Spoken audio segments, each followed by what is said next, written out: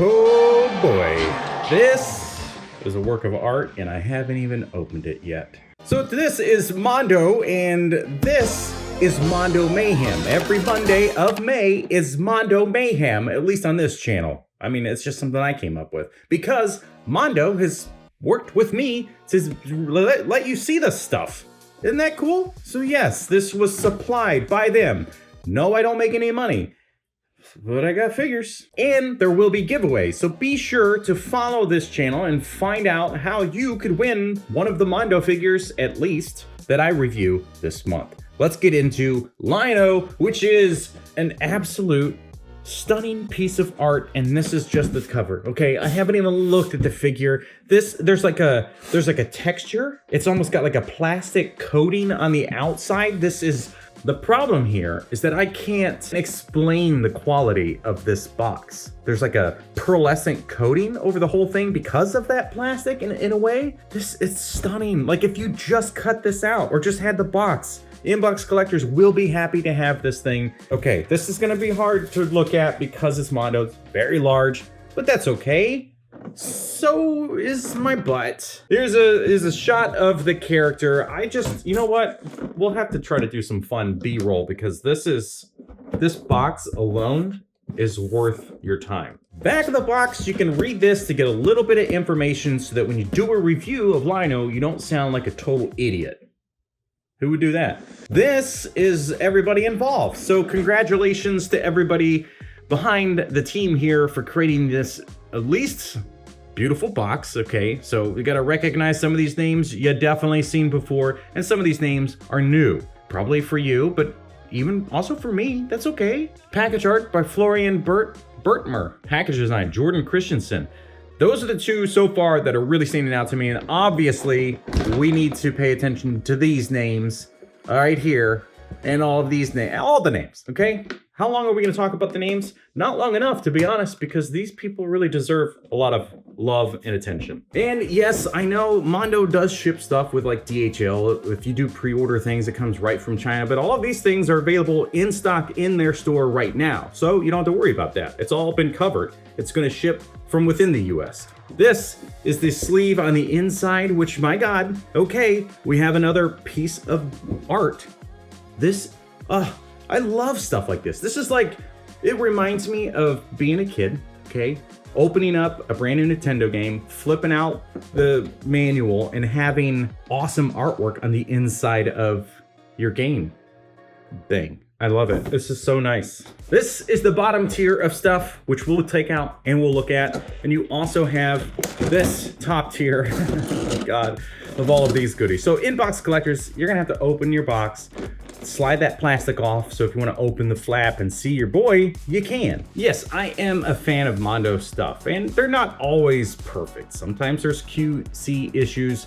There are QC issues, but they also handle it like immediately. These, I will be honest with, no matter what, just like that Wolverine from a year or two ago, oh God, I hate that thing. If there's an issue with something here, I will call them like I sees them. So there's a lot to look at. This is a big boy, and obviously this is their kind of interpretation of Lion-O. He's got some fur. He's not a cartoon version. This armor can be altered and removed. So let's just start over here with his, well, you know what? He's a grower, not a shower. And if you don't know what that means, go ask Mad Hatter Reviews. He can tell you. This is beautiful. I'm gonna zoom in a little bit more so we can get a good look at these details. Look at that. Oh, wow. So I think some things are getting a little bit lost in this with the details of the eye. So you can see there's like some black lines in there, but it's really not coming through. Like there should be more, like it should be a lighter red. And maybe that's for something like, nope. I thought maybe it would get lit up with a light. It does not. In classic fashion, I mean, Mondo has nailed it with paint and sculpt. So those are two things that you can always rely on. Great paint work, incredible sculpting. The question sometimes can just be, is the articulation any good? And we'll find out. And then you got this, which, you know, Gary from the Party Wagon podcast and Facebook, he's actually really familiar with stuff like this. This is right up his alley. Wink.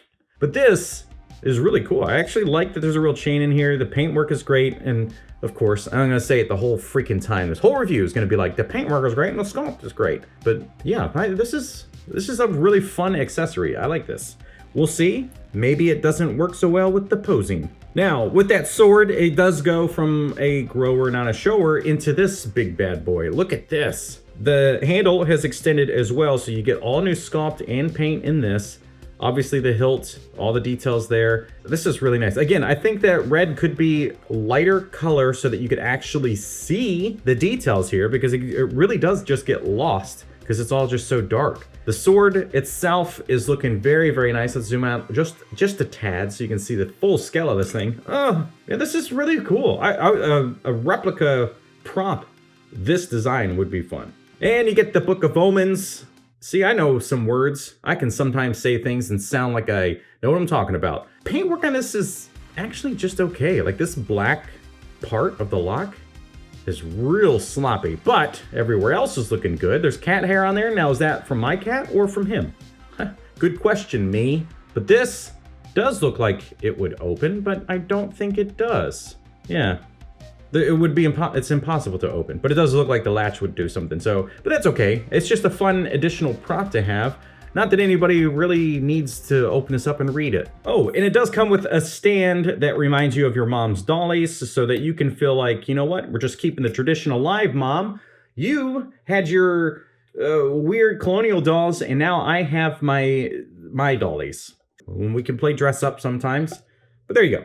And we got this, which is looking really nice. Again, good sculpt. It does have articulation, which is really cool. This is a really fun idea. Since you're doing it at this scale, it's like, yeah, why not? You can have a little bit of ball joints there on the knuckles. Doesn't do a ton, but because they are ball pegs, you gotta have to make sure that they're lined up right.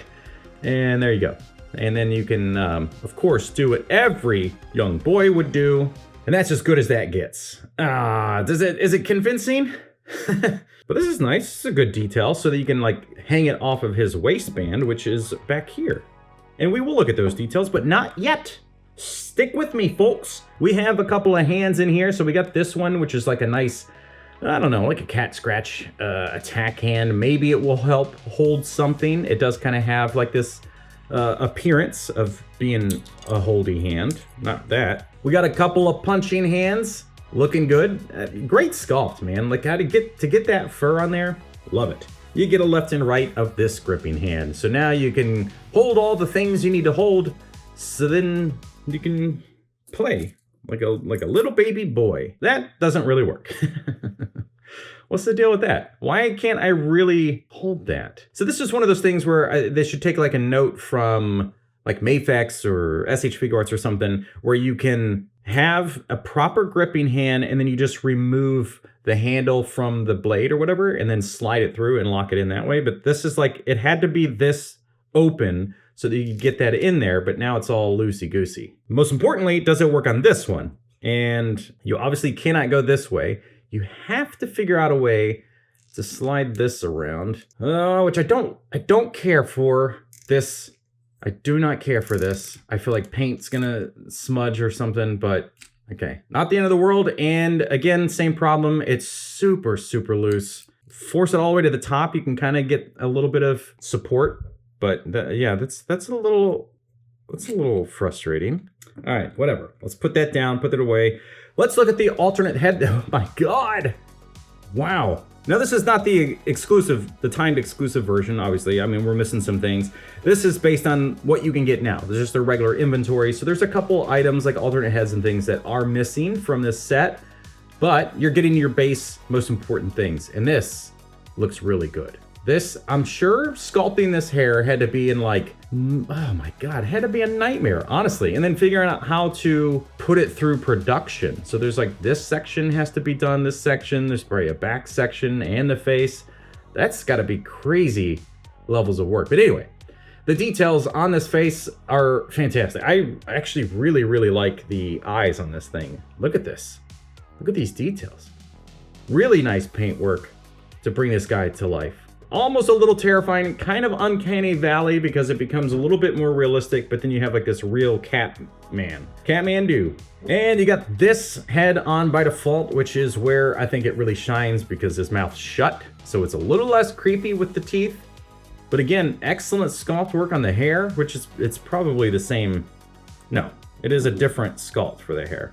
Okay, cool. So it's not just reused parts. This is all specific to each head, which is very, very nice. On by default, he does have these just kind of relaxed open palm hands. So, oh my God, those details of little cat pads. Oh my God.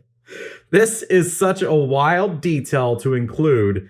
And did I not notice that on these other hands? Yeah, I just didn't pay attention or something, but they all have that. It's so funny.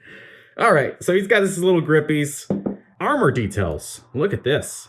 Look at the paintwork in these shoulder straps. There's like levels of gradient, highlights and stuff to give this some life. Oh my God, I love this metal look. Very well done. It's pretty soft around here too. Look at that. It's not a hard, I thought this would have been like hard plastic, but it is not. So it is pretty malleable, I think would be the right word. Look at this belt, this kind of like green hide of something, like some sort of snake skin or something. Wow. Now this looks good, maybe because of the scale, or maybe the light just hit it right, but it didn't seem like the red was too dark.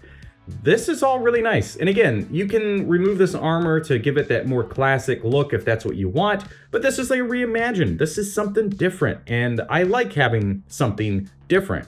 And when things are hyper realistic like this, it brings a new experience to the whole line and character and stuff. So this is really, really a cool way to do it. And that is what he looks like without the lower bit of the armor on, which I actually prefer. It's definitely got like a samurai appeal to it, aesthetic to it. It's very easy to take on and off because these just kind of lock in up underneath of it. But there's the kind of idea. He's got his little undie pants on. This top piece doesn't come off, the shoulder pieces do, but this is kind of locked into it. So there's no bare-chested boy under here with 6 nips. Do male cats have 6 nips too? Anywho, let's look at the articulation, because that's kind of one of the things that we do and what they maybe are not always the best with. Well, that's unexpected. Chin to chest is a very good range. Now, looking up is definitely limited because of this hair piece, but who's he gonna look up to? He's a big boy. He's gonna look down at everybody. You got side to side. There's enough room here, I think, for the most part, for a Lion-O. There's probably not a lot that you can do with any version of him. Not that there's many out there. Super 7 or Super 7. Then you got the arms that go up about that far, but there's also, look at how well that's executed in there as far as like sculpts. Normally you see something like that, like some sort of joint, but it's so well hidden in there with the sculpt. It's like the actual joints have the fur sculpt. That's really nice. A good level of detail. You got the shoulders will rotate there, so I'm sure you can get, yeah, pretty much anything you want out of that. You got some rotation there at the bicep, and as you can hear, the plastic is pretty tight, which is a nice sign. I don't think anything's gonna break. We only got about 90 degrees on the elbow, so it's a little unfortunate because we do have these double jointed knees, and we don't have that in the arm. Although this is kind of not the best design for knees, but we're just getting super picky. Disregard that. Now, ball pegs for the wrists, which is my favorite way to do a wrist peg, because you get multiple angles of articulation out of the same hand, instead of just having like a standard hinge point. But it is a little tough to work with, because the way these hands are sculpted around that ball peg is smart visually, but certainly causes some limitations for articulation. So as you see, if I bend it out that way, it just removes the peg from the wrists, but going in is okay because of that cutout. An attempt to create a good visual aesthetic has its own challenges. And at the end of the day, when I buy Mondo stuff, I don't buy them because they have great articulation. Like all the X-Men stuff that I've been getting, I love. And sometimes I'm very surprised at how well they can articulate, like Gambit, but I also don't buy them for that reason. I buy other figures for that. But when it comes to paint and sculpt and representation of a character, Mondo is always the way to go for me. Obviously, they're very big, but they do have their 112 scale line that they're doing, so and they'll be a good brand for every collector. There's a little bit of ab crunch there, nothing crazy, but considering the armor, it definitely works well. Side to side is a bit more than I expected. and then some rotation there at the hips. Legs go out, not far at all. There's basically no real thigh articulation, although maybe it's just like some tight joints, but that's as far as he can kick out. Even with like trying to twist and find a good angle, that's about it. The double jointed knees are really nice, so if they continue this line, you need a good running figure, you're gonna be able to get that, so that's good to see. And then of course, with this design, you can rotate at those two sections as well.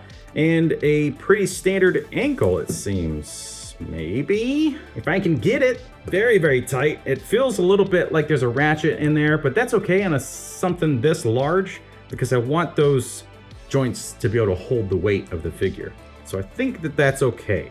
He is kind of top heavy because there's a lot going on, especially with that hair.